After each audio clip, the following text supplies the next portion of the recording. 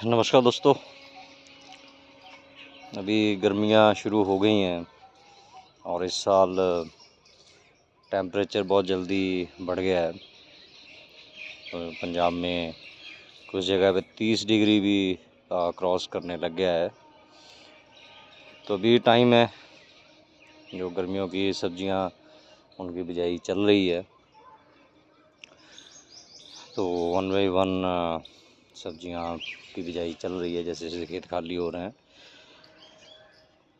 तो सब्जियों का जो राजा बोला जाता है वो बैंगन को बोला जाता है। ये बैंगन की एक देसी किस्म है।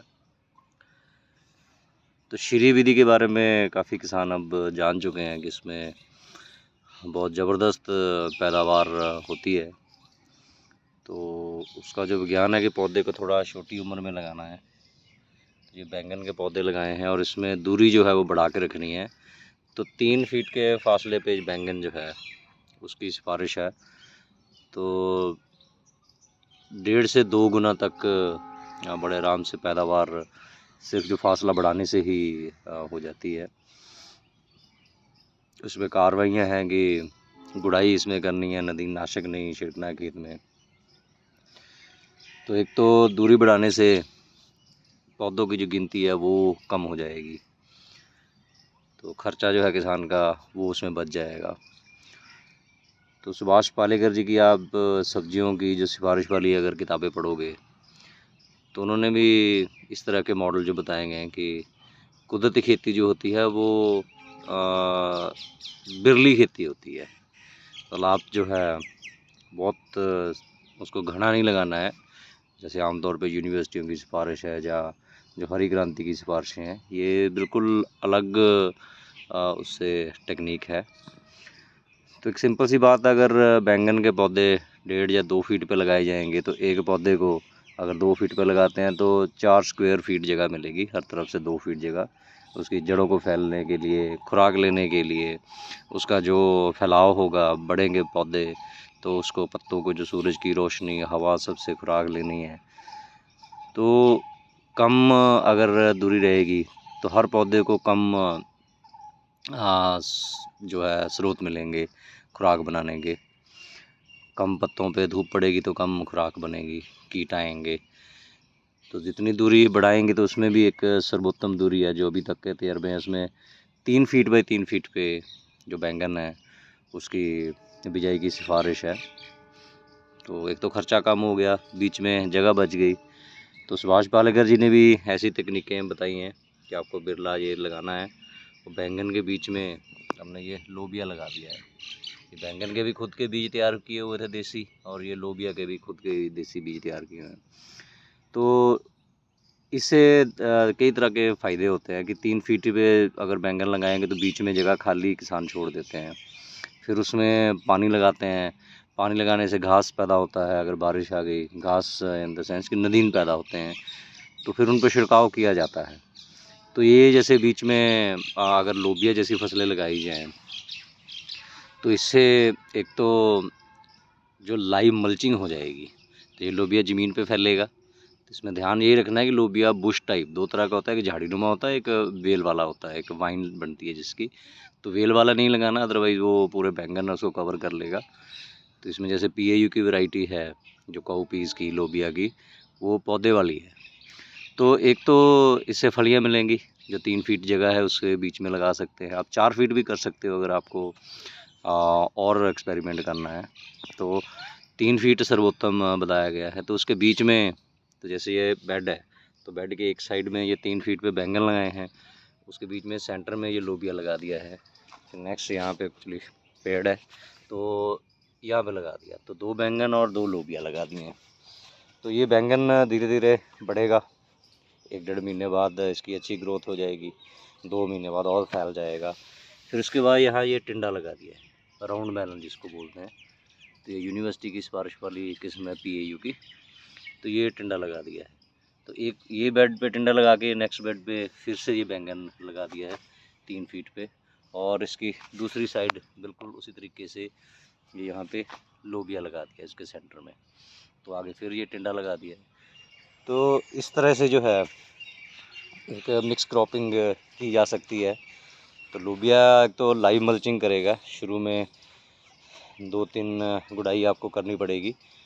उसके बाद जो है कि लोबिया नीचे फैल जाएगा, तो लोबिया से आपको फलियां मिल जाएंगी, वो लाइव मल्चिंग कर देगा। घास फूस या नदीन उतने नहीं होंगे, तो जब तक जो है बैंगन के पौधे भी बड़े हो जाएंगे। और जब बैंगन के पौधे आपस में मिल जाएंगे 3 फीट करीबन 1.5-2 महीने में जो आपस में मिल जाएंगे, तो लोबिया को काट के इसकी मल्चिंग की जा सकती है, फलियाँ इसकी ले सकते हैं और पशुओं को चारा भी डाला जा सकता है। और उसके अलावा अगर इसके दाने फलियाँ पकाई जाएँ तो दाल मिल जाएगी, अपना बीज तैयार हो जाएगा। प्लस जो है ये नाइट्रोजन फिक्स करता है। तो कोई भी जो लेग्यूमिनस इसको बोलते हैं फैमिली फसलों की, तो ये हवा की नाइट्रोजन मिट्टी में फिक्स करते हैं, यूरिया वाला काम करते हैं, आप साधारण भाषा में समझ सकते हैं। तो ये अगली फसल के लिए जो है वो नाइट्रोजन भी फिक्स करेगा। तो ये जो बैंगन है वो ज़मीन से ले रहा है, और जो दाल वाली फसलें में ज़मीन को नाइट्रोजन जो है वो वापस दे रही है। तो ये सिस्टम है जो सुभाष पालेकर जी सजेस्ट करते हैं, उनकी सिफारिशों में आप किताबें पढ़िए। तो ऐसे मॉडल हैं, ये मैंने जब एक्सपेरिमेंट स्टार्ट किए तो मैंने सारी किताबें पढ़ी थी, तो ये सारे एक्सपेरिमेंट किए थे। तो ऐसे ही मैंने ये बेड बना के तो सेंटर में उसके ये बैंगन लगाए थे, तो और एक साइड में जो है लोबिया लगा दिया था। तो एक ही बेड पे आपको 2-3 फसलें हम ले रहे थे, उसमें से कुछ धनिया लगा दिया था, ऐसे मिक्स करके काफ़ी सारी फसलें जो हम ले रहे थे। तो आपको ऐसी किताबें पढ़नी चाहिए। और जो कुदरती खेती वाले किसान हैं उसके लिए तो ये बहुत ज़रूरी है, क्योंकि अगर 3 फीट पे बैंगन लगा रहे हो या 4 फीट पे बैंगन लगा रहे हो, तो बीच की जगह तो खाली रह जाएगी। तो 3 महीने जो है उस जगह पे आप नदीन कंट्रोल करोगे, बहुत ज़्यादा मल्चिंग करने की कोशिश करोगे, तो मेहनत भी लगेगी, खर्चा भी आएगा। तो ऐसी फसलें जो हैं वो आप इंटरक्रॉप कर सकते हो। अभी एक रिपोर्ट भी आई थी कि एक यूपी के किसान ने बैंगन में लोबिया की फसल लेके जो अच्छी कमाई, अपनी कमाई बढ़ा ली एक ही खेत में। तो इस तरीके से आप कर सकते हो। तो जैसे ये टिंडे लगाए हैं, तो टिंडे के बाद जब टिंडा निकल जाएगा तब तक बैंगन जो है वो बड़े बड़े पौधे हो जाएंगे। तो ये बेड जो है, इस बेड को हम दोनों साइड में, ये इस साइड में बैंगन लगे हुए हैं, इस साइड में बैंगन लगे हुए हैं। तो जब ये टिंडे ख़त्म हो जाएंगे, तो टिंडे ख़त्म होने के बाद ये मिट्टी दोनों साइड में ये बेड पे लग जाएगी, और उसमें फिर हम कोई और फसल ले सकते हैं। तो इस तरीके से आप जो है वो अपनी प्लानिंग कर सकते हैं। तो इसी तरीके से बैंगन जो है आप 3 फीट बाई 3 फीट है, ऐसे ही मिर्च के लिए जो है 2 फीट बाई 2 फीट है, और टमाटर के लिए भी 2.5 फीट बाई 2.5 फीट है, जिस पे अच्छी प्रोडक्शन आई है श्री विधि में। तो ये सब आप कर सकते हैं। तो लगभग सारी फसलें जो है अभी 1 बाई 1 लग रही हैं।